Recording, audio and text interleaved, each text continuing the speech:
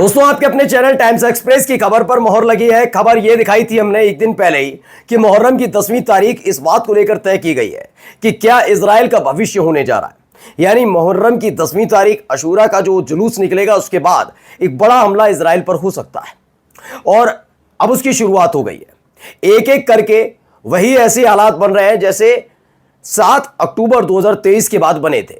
यानी 7 अक्टूबर को हमास ने पहला हमला इजराइल पर किया था और इजराइल ने उसका मुंह तोड़ जवाब देने की कोशिश की। किस तरह से आपने देखा भी अमेरिका की मदद और ये फिर उसके बाद हिजबुल्लाह और हुती लड़ाकों ने नाक में दम कर दिया था इजराइल के। नाक में दम केवल इजराइल के नहीं बल्कि अमेरिका और ब्रिटेन का भी किया था। लाल सागर पर पूरी तरह से कब्जा। वैसे ही हालात हो रहे हैं। एक एक करके शिप को निशाना बनाया जा रहा है। अभी तक खबर आ रही थी कि हुती लड़ाके इजराइल में हमला कर रहे हैं। अलग अलग जगह उन्होंने मिसाइल दागी थी। अब एक बार फिर से वही लाल सागर में यानी रेड सी में शिप को निशाना बनाया गया। जी हां, इजराइल के एक बड़े शिप को न केवल निशाना बनाया गया बल्कि खबर यह है कि उसे डुबो तक दिया गया। यह हालात तब हैं जब अमेरिका लगातार धमकी देने पर उतारू था, लेकिन बहुत बड़ा हमला यह माना जा रहा हुती लड़ाकों की तरफ से। यह तकरीबन 8-9 महीने बाद यह कोई शिप है जिसे हुती लड़ाकों ने डुबो दिया है, जिसने पूरी दुनिया में हड़कंप मचा दिया है कि क्या वैसे ही हालात फिर से बनने जा रहा है। नमस्कार, मैं हूं प्रज्वल गौतम और आप देख रहे हैं टाइम्स एक्सप्रेस। देखिए, पहले मैं वो वीडियो आपको दिखा रहा हूं। ये वीडियो देखिए। तो ये लाल सागर की तस्वीर है। पानी के अंदर एक जहाज, बड़ा लंबा चौड़ा जहाज आपको नजर आ रहा है। ये जहाज धू धू करके जल रहा है। खबर यह है कि ये चुपके से वहां से गुजरने की कोशिश कर रहा था। अभी बीच में हालात मैं ये नहीं कहूंगा कि सामान्य हो गए थे, लेकिन उतने तनावपूर्ण नजर नहीं आ रहे थे जैसे पहले नजर आते थे। आपने देखा होगा कि पहले एक एक शिप को निशाना बनाया जाता था। तकरीबन इजराइल को 2 से 3 शिप का नुकसान हुआ था। एक पर कब्जा किया था हुती लड़ाकों ने और 2 डुबो दिए थे। यही नहीं, इजराइल को समर्थन करने वाले कई देशों के जहाजों पर भी हमला हुआ था और वो भी डूब गए थे।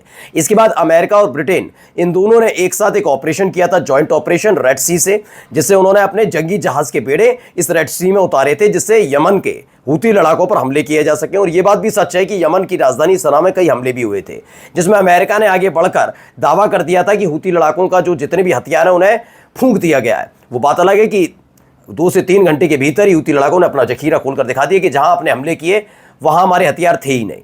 जिसके बाद हमला जब हुती लड़ाकों की तरफ से रेड सी में ब्रिटेन और अमेरिका के जहाज़ों पर किया गया तो ब्रिटेन का जहाज़ खदेड़ दिया गया और अमेरिकी जहाज़ भी डर की वजह से भाग गया था।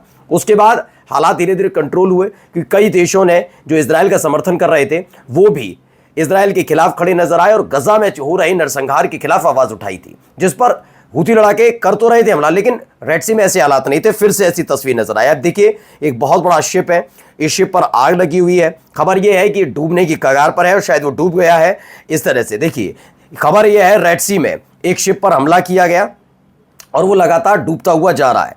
इसी को लेकर कई और महत्वपूर्ण खबरें हैं। ये देखिए, इस शिप के बारे में जानकारी दी गई है। बताया गया मैजिक सी नाम का एक बड़ा सा एक शिप था जिस पर हमला हुआ। यह हमला कैसे किया गया वो समझा देता हूं। दरअसल रेड सी से होकर यह गुजर रहा था। अचानक से यमन की जो स्पीड बोट्स हैं वो इसी का इस्तेमाल ज़्यादातर हमले करने के लिए करते हैं। स्पीड बोट्स को ने इसको चारों तरफ से घेरा।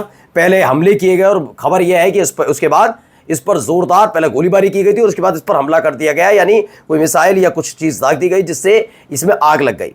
आग लगने के बाद हालात ये हो गए कि इसके जो फंक्शंस थे वो काम करना बंद किया और उसके बाद ये धीरे धीरे डूबता हुआ चला गया।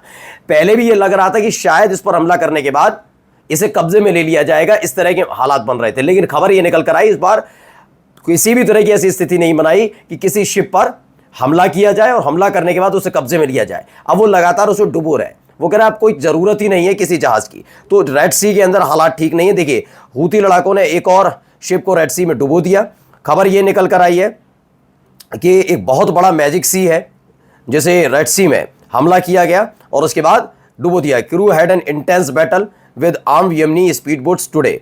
बताया गया यूके का मैरीटाइम ट्रेड ऑर्गेनाइजेशन है उसके इस बात की पुष्टि की कि हाँ, ये बहुत बड़ा हमला हुती लड़ाकों की तरफ से किया गया। इस दौरान जो उस शिप पर मौजूद क्रू था उसने पलटवार करने की कोशिश की, लेकिन चूंकि हथियार थे यमन के इन लोगों के पास, जो भी बल थे सशस्त्र बल कहिए हुती लड़ाके उनके पास थे, जिसका सामना ज़्यादा देर तक वो नहीं कर पाए और उसके बाद इस बोट पर आग लग गई।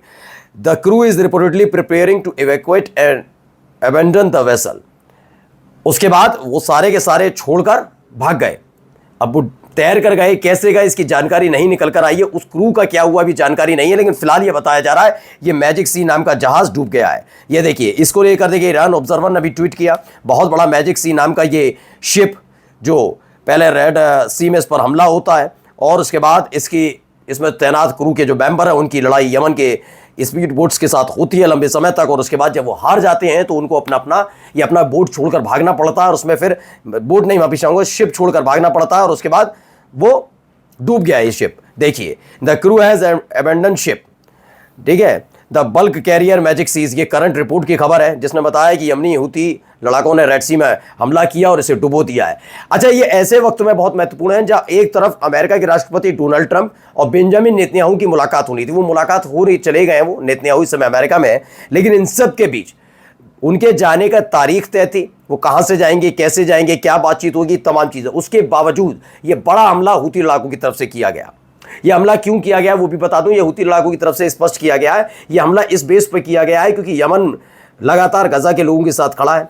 गजा में सीज फायर होगा, सीज फायर होगा, सीज फायर होगा, इसका बात तो जिक्र तो किया जा रहा है, लेकिन सीज फायर पहले तो अपनी शर्त पर कर रहे हैं और दूसरा गजा में लगातार हमला किया जा रहा है। एक दिन पहले ही आपको मैंने खबर दिखाई कि इजराइल ने इस बात का दावा किया कि उसने 85% गजा पर कब्जा कर लिया है। वहां खंडर बढ़ी हुई इमारतें आपको नजर आ रही थी। उन्होंने दावा किया कि हमने 85% गजा पर कब्जा कर लिया। इस बात से और हूती लड़ाके नाराज हुए और उन्होंने इस शिप पर हमला किया है। ये एक बड़ा नुकसान इजराइल के लिए माना जा रहा है ऐसे वक्त में जब उनका हाइफा ऑयल रिफाइनरी तमाम चीज़ें बर्बाद हो गई। ये तरीका बचा था जिससे बचा जाए। देखिए, एक तस्वीर और निकल कर आई, दावा किया गया कुछ ऐसे ही हमले किए गए। अब ये हमला कोई गोली से तो होगा नहीं, बड़ा बारूद का कोई अब मिसाइल है, बम दागा गया, क्या है ये कंफर्म नहीं हो पाया, लेकिन फिलहाल ये खबर है कि इजराइल से ताल्लुक रखने वाला ये शिप वहीं लाल सागर में डूब गया है। ये पिछले अगर हम लेकर चले 20-21 महीने के भीतर, क्योंकि 7 अक्टूबर से शुरू हुआ पूरा संघर्ष, तब से लेकर चले तो ये बहुत भारी नुकसान खास तौर पर रेड सी में भी इजराइल को उठाना पड़ा है। ईरान ने 12 दिनों में जितना दुख दर्द इजराइल को दिया वो बहुत बड़ा है, लेकिन ये बात सही है कि सबसे ज्यादा नुकसान अगर इजराइल को हुआ तो वो रेड सी की तरफ से हूती लड़ाकों ने दिया है, जिसकी दिक्कत से वो करार है। देखिए, एक और खबर आरकेएम की खबर है, Yemeni Houthi launches missile toward CENTCOM and western ship in Red Sea. यानी सिर्फ इजराइल के एक जहाज पर हमला नहीं किया, बल्कि खबर यह भी है कि सेंटकॉम और वेस्टर्न शिप यानी पश्चिमी देशों के कई जहाज़ों पर भी हमले हुए हैं। ये रेड सी में तैर रहे थे, उसी वक्त इन पर हमला हो गया, कोई झंडे लगे हुए थे। सेंटकॉम चूंकि अमेरिका से ताल्लुक रखता है तो उसे नाराज चल ही रहे, उन्होंने इस पर भी हमला किया और एक बड़ा हमला ये माना जा रहा है। अब जाते जाते आपको एक महत्वपूर्ण तस्वीरें कुछ दिखाता हूं। खामेनी साहब के साथ साथ 2 तस्वीरें और किसी ने पोस्ट की हैं और इजराइल के झंडे लगे हुए हैं। बेतहाशा बुरी तरह से बर्बाद हो चुकी खंडर इमारतें हैं। इसमें दावा किया गया ईरानी मिसाइलों ने कितना नुकसान किया, धीरे धीरे इजरायली मीडिया बताने लगी है। पहले तो इजराइल कह रहा था कि बहुत कम या ना के बराबर नुकसान हुआ है। इजरायली मीडिया के मुताबिक ईरानी मिसाइल हमले में विजमैन इंस्टीट्यूट परिसर की लगभग 112 इमारतें क्षतिग्रस्त हो गई। इनमें से 65 इमारतें वैज्ञानिक अनुसंधान और सेवाओं से जुड़ी थीं। तेल अवीव में कम से कम 400 से ज़्यादा इमारतों को नुकसान पहुंचा है। कुल मिलाकर अगर आप देखेंगे तो इजराइल को अपने देश के अंदर तो नुकसान हो रहा ही है ईरान की वजह से। हूती लड़ाकों ने तेल अवीव पर हमला किया, अलग अलग हिस्सों में हमला कर रहे हैं, लेकिन उन सब के इतर रेड सी में फिर से उसी तरह से हमला करके वो भारी चोट इजराइल को पहुंचा रहे हैं। नमस्कार।